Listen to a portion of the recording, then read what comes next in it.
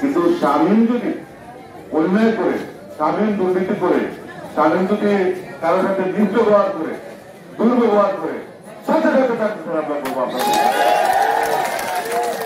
আর সে যদি তাকে আপনাদের একটা কথা দিতে পারি, কে মেয়র হলেন না হলেন এটা বিষয় না, যিনি মেয়র হবেন বাংলাদেশ সরকারের মেয়র হবেন এবং ইনশাআল্লাহ শামীমের কারণে সর্বোচ্চ কাজ আমাদের দরকার। অন্য এলাকায় যদি 10 লক্ষ টাকা যায়, আমাদের এলাকায় 30 লক্ষ টাকা আসতে হবে। যাই হোক, আমি আমার বক্তব্য দীর্ঘায়িত করতে চাই না। আপনারা অনেক রাত কষ্ট করে নিয়েছেন, আমার জন্য অপেক্ষা করেছেন, আমি সবাইকে ধন্যবাদ জানাচ্ছি।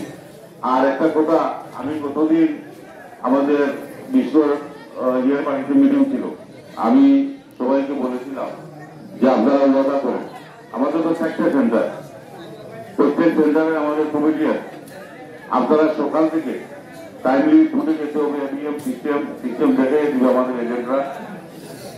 আপনারা গতদিন আমাকে কথা দিয়েছিলেন, আজকেও আমি ওয়াদা নিতে চাই আপনাদের কাছ থেকে যে আগামী 2 তারিখ পুতুলের বাইরে আমাদের পুরো ভোট যাবে না। আপনারা হাত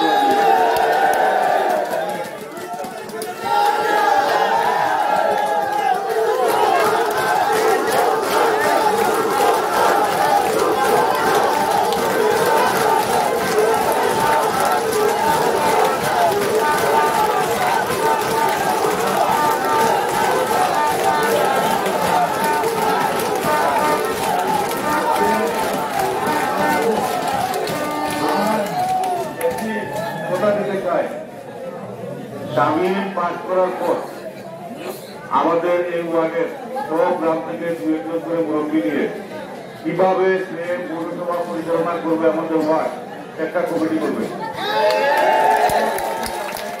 গ্রাম থেকে 2-4 জন মুরব্বী নিয়ে একটা বড় কমিটি করবে এবং প্রতি মাসে সেই কমিটির সবাইকে নিয়ে তাকে বসতে হবে, কোথায় রাখতে হবে, কোথায় কি করবে, আপনাদের সাথে আরো আলোচনা করে তার কোনো পাওয়ার থাকবে না, সব পাওয়ার আপনাদের কাজ করবে। আমি আমার বক্তব্য দীর্ঘায়িত করতে চাই না। সবাইকে ধন্যবাদ। আজকে আমরা মুরব্বী পেয়েছি, আলহামদুলিল্লাহ কাছে পেয়েছি। আপনারা জানেন ওনার পায়ে জনগণের খেদমত করেছেন অনেকেই আছে। আজকে এত মুরব্বীরা থাকবে, এত যুবসমাজ থাকবে, তাদের চিন্তার কোনো কারণ আছে?